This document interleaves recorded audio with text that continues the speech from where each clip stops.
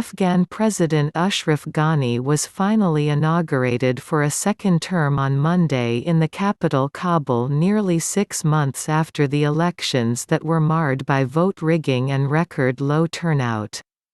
But his main political rival Abdullah Abdullah, who has also declared himself winner citing fraud in September election, organized a parallel swearing-in ceremony, throwing the country into a fresh crisis.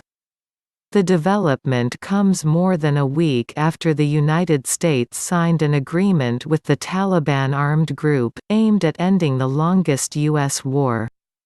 As part of the pact signed in the Qatari capital Doha on February 29, all Afghan factions, including the Taliban, are expected to sit at the negotiating table to arrive at a peace deal. Other terms of the deal include the withdrawal of foreign forces from Afghanistan within 14 months in exchange for Taliban security commitments. The U.S. has already begun the withdrawal of its troops. Analysts say the political standoff will weaken Kabul's position during the talks with the Taliban. Here is what you need to know. What are Ghani's next steps? Ghani seems to have got an upper hand over Abdullah after he was backed by foreign diplomats including U.S. Special Envoy Zalmay Khalilzad and NATO Forces Commander Scott Miller. One of his first announcements was the formation of a negotiating team for the intra-Afghan talks, which have now been delayed due to the crisis. They were originally expected to be held on Tuesday at an undisclosed location. In a rebuke to Abdullah, U.S. Secretary of State Mike Pompeo issued a statement saying that Washington strongly opposes the creation of a parallel government and any use of force to resolve political differences. The reaction came after Khalilzad failed to convince the two leaders to reach a compromise. Ghani, who previously refused to honor prisoner swap deal between the U.S. and the Taliban, has now said he was not averse to releasing Taliban prisoners to move the peace process forward. In his speech on Monday, Ghani promised to announce a decree to free the prisoners. What are Abdullah's options? This was the third presidential election that Abdullah unsuccessfully contested, which was marred by fraud allegations. Abdullah negotiated himself the position of chief executive as part of a power-sharing agreement brokered by the U.S. following the 2014 election. But he hardly got along with Ghani. He has emerged as one of the most prominent Afghan leaders with a political base sourced from the country's diverse ethnic groups. During his inauguration speech, Abdullah also announced his commitment to the peace process.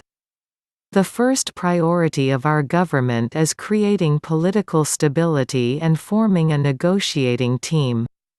We are committed to sacrificing to achieve peace, and we will not spare self-sacrifice in this case, Abdullah said.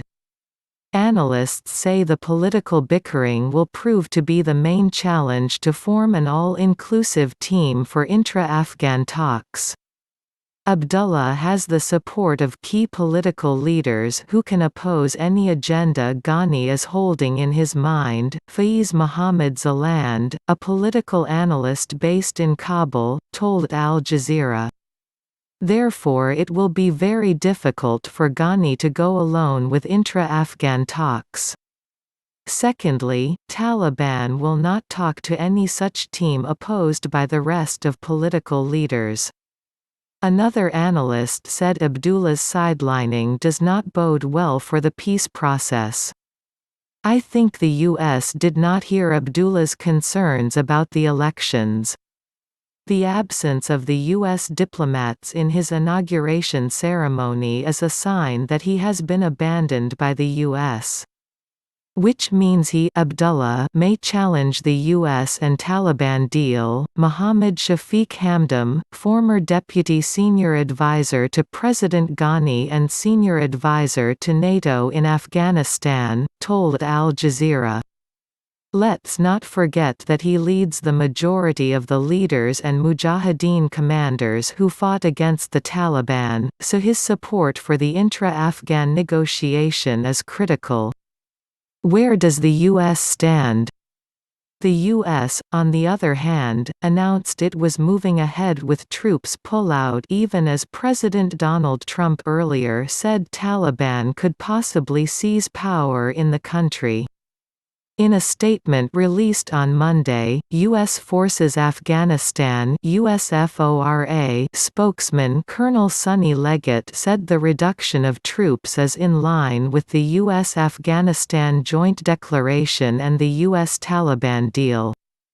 Leggett also said the military has begun its reduction of forces to 8,600 within 135 days and complete withdrawal within 14 months in line with the agreement.